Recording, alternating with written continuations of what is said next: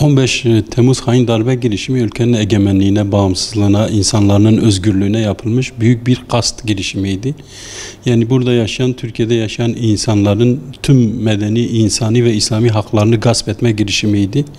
Bunun malum fiiliyatçısı, uygulayıcısı yerli olmasına rağmen dış güçler tarafından finanse edildiği, organize edildiği gün gibi açıktır. Yani maalesef burada üzücü olan halkın, tüm halkımızın kendi insani, İslami inanç değerlerine dayanarak bu darbeyi def etmesi, buna karşı direnmesini gördük sahada.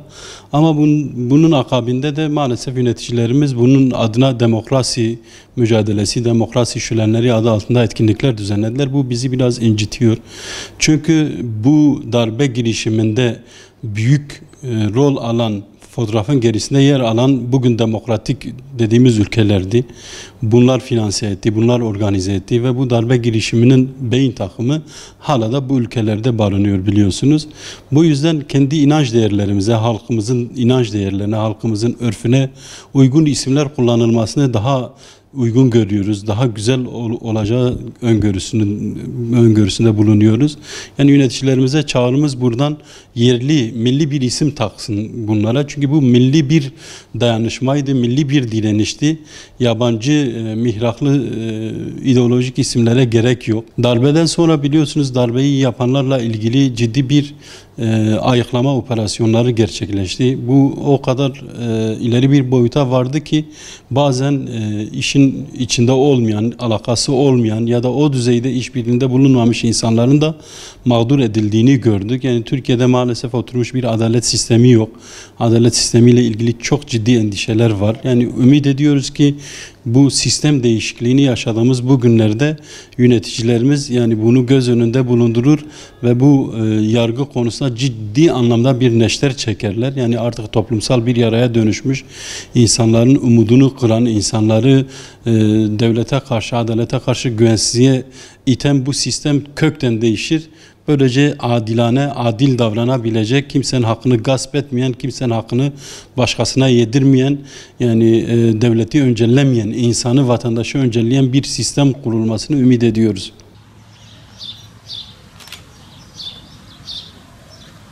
Valla bu darbe zaten eskilerden de hep darbeler oluyordu. Aynı darbedir. Darbenin arkasında Amerika ve dış güçler vardır. Ondan sonra yani bu millet bu sefer bu darbeyi yutmadı. Karşı çıktılar. Allah razı olsun onlardan. Allah şehitlerimize de rahmet etsin. Gazilere de acil şifalar versin. Allah'a çok şükür ki demek ki hala bizim bu ülkede imani bir güç vardır. Allah razı olsun. Tabii biz bu kısa Cumhuriyet tarihinde yaklaşık bir asırdır çok darbeler yaşadık.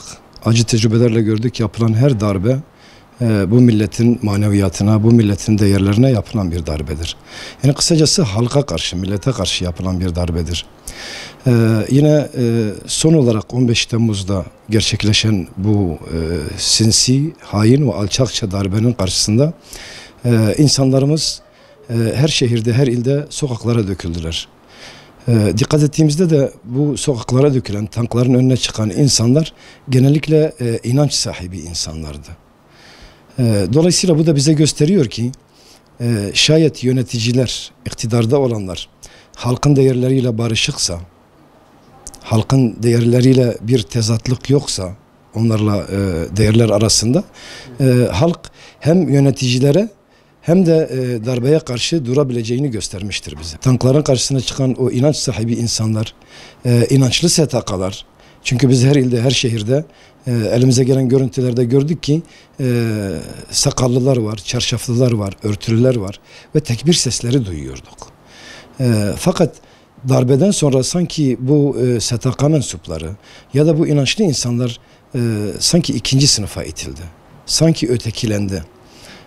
Artı darbeden sonra FETÖ'nün 40 yıldır veya daha fazla devletin içerisinde, devletin kurumlarında, devletin kurumlarına çöktüğünü, her yeri ele geçirdiğini biliyorduk, görüyorduk. Şimdi bunlar temizlenecek diye birçok mağduriyetler de yaşandı. Belki birçok kurumda kurum amirleri ya da müdürlük seviyesinde olanlar kendilerini sağlama alabilmek için kendi aslı olan, kendi altında çalışan birçok elemanı, bu belki vakti zamanında gazetelerine abone olmuş veya çocuklarını onların dershanelerine göndermiş. Kaldı ki o dönemde çocuklarını onların dershanelerine göndermeyen hiç kimse yoktu Türkiye'de. Herkes onlara alkış çalıyordu. Herkes onlara bir adım yaklaşmaya çalışıyordu. Çünkü onlara yaklaşmanın devlet kurumlarında yükselmenin bir ön şartı olduğunu biliyordu. Dolayısıyla bu hususta çok mağduriyetler yaşandı. Biz bunun bilincindeyiz. Biri bir şekilde ya onlarda eleman olarak çalışıyordur ya da çocuğu orada dershanelerinde okuyordur. Onun adına bir telefon almışlardır, bir hat almışlardır. İşte bu Baylok hikayesini biliyorsunuz. Baylok mu yüklemişlerdir. Bakıyorsun bunlar aylardır cezaevinde. Kimisi çıktı, kimisi hala içeride.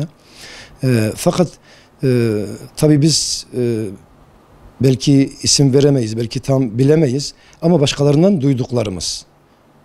Bazı kurum amirleri veya kurumda çalışan yetkili kişilerin bazı kurumlarda yani bunlar o dönemde FETÖ'yle birebir çalışıyorlardı. Yani onların birer elemanı olarak biliniyorlardı halk tarafından. Fakat birçoğu hala görevinde. Bir diğer husus, sorunuz hani yapılanlar yeterli mi diye sordunuz ya. Bir diğer husus gerek yargıda gerek emniyette FETÖ'den boşalan makamlara, koltuklara sanki bizim gözlemlerimize göre yine bu halkın değerleriyle barışık olmayan ulusalcı düşüncede olan insanlar getirildi. Ya da milliyetçi duyguları kabarık olan insanlar getirildi. Bu milletle yine tezatlıklar yaşanacak. Yani milletin değeriyle barışık olmayan bu kurum amirleri bu milleti yine bir araya toplayamayacak. Yine milletin dağılmasına, yine milletin birbirinden veya en azından kurumlardaki yöneticilerden nefret etmesine sebep olacaktır.